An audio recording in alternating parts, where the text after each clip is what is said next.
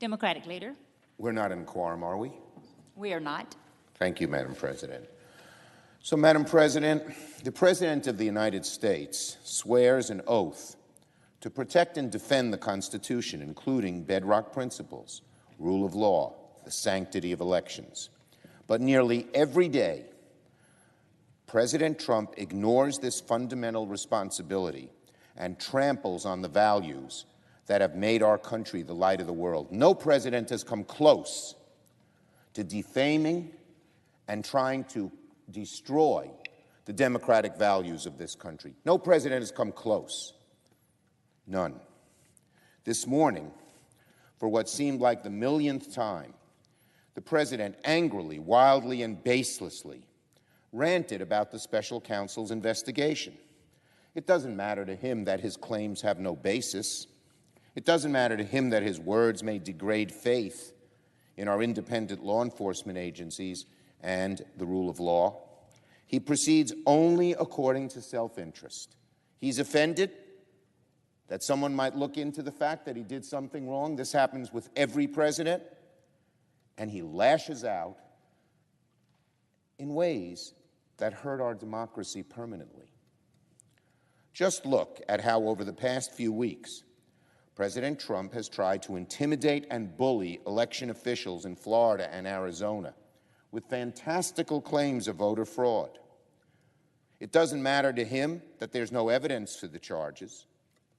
It doesn't matter to him that in both states, Arizona and Florida, Republican officials have said there's no fraud, debunking the president's claims.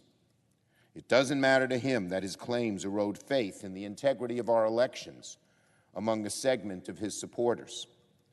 If the president thinks it'll help him personally, he'll say it. One of the most recent examples just happened yesterday. The president, he keeps getting more and more absurd. He makes up things. So he most recently claimed in an interview with the Daily Caller that, quote, illegal voters go to their car, put on a different hat, put on a different shirt, and vote again.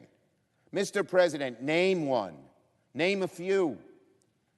Where did it happen and when? Or did you just read this on some right-wing, nasty, dishonest blog and just repeat it? Donald Trump, you're the President of the United States. Because you read something in a blog that has no basis in fact, you don't have the right to repeat it if you're president and behaving presidentially. And yet he does it over and over again. It's the height of irresponsibility. It's the height of irresponsibility. Since his first day in office, President Trump has made these ridiculous claims about voter fraud. And even his sham voting commission, led by Chris Kobach, couldn't prove. The real disgrace is how low the president and some Republicans will stoop to preventing American citizens from exercising their right to vote, and how far they'll go to undermine faith in our democracy, even to the point of disenfranchising military voters, people who may be overseas defending our freedom, risking their lives, who want to vote. And if their ballot doesn't come in exactly at the right moment, they shouldn't be counted. Disgraceful. The tendency is to treat the president's words, oh, that's our modern partisan politics. Well, we have too much partisan politics. But the truth is, the president's blatant disregard for basic norms, constitutional constraints, and truth is unique to him. No president has come close to going as far to destroying democratic norms. He is doing severe and possibly irreparable damage to our democracy, all to suit his goal, and often it seems just his ego. So, Democrats, we condemn this behavior, but where are our Republican friends? They should know better. They do know better. I hear the private chatter. The silence of the Republican majority as the president takes an axe to democratic norms will go down as one of the least bright moments in the history of the Republican Party.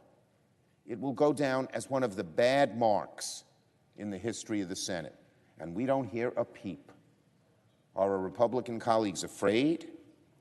Are they just being mercenary? After this last election, I wouldn't think that would be the case. Trump didn't lead them to overwhelming victory. When are we going to hear from them? This is not an issue of partisanship. When a president, Democrat or Republican, does so much to destroy democratic norms, does so much to just make up things like people went into a car, put on a different hat and shirt, and then voted, where are our colleagues decrying this, at least saying the president shouldn't do it? Their embrace of the president, who they know has done so many bad things. I'm not talking ideologically. I'm talking about honor and respect for democracy, is something that they should not be proud of. Now, on the Russian investigation itself,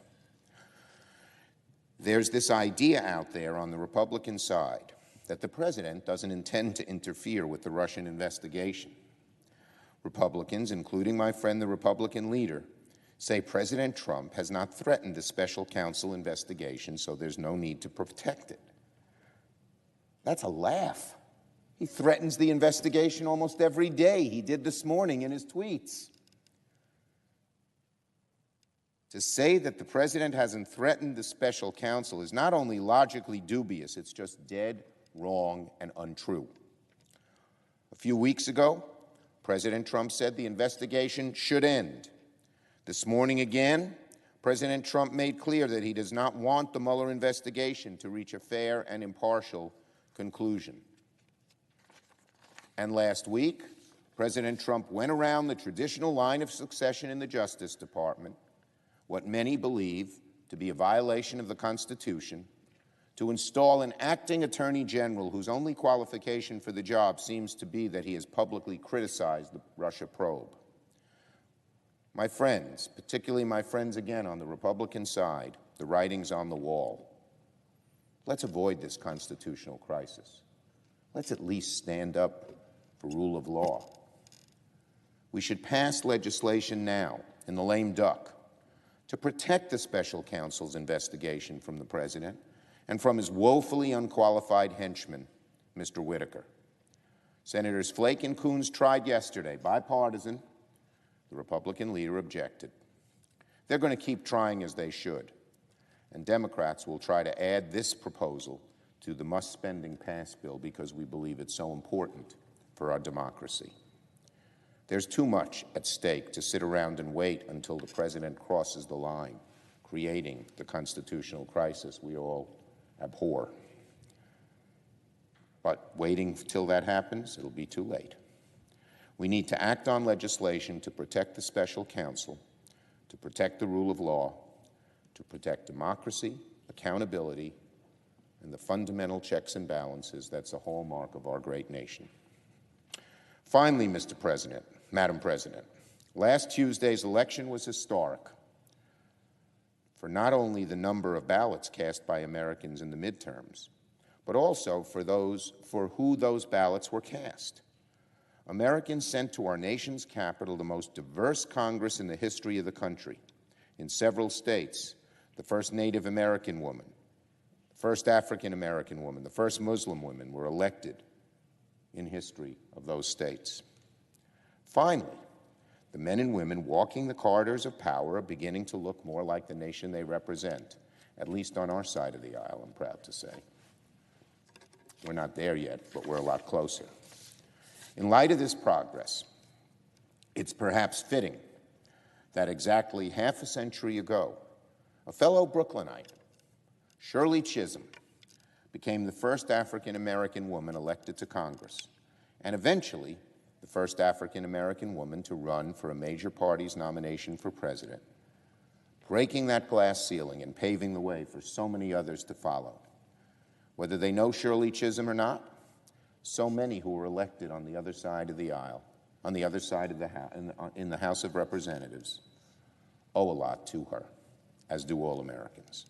So I've introduced a resolution in the Senate, along with my friends, Representative Yvette Clarke, my Congresswoman, who I was proud to vote for in November, and Barbara Lee of California in the House to honor Shirley Chisholm's achievements and her legacy of public service. I yield the floor.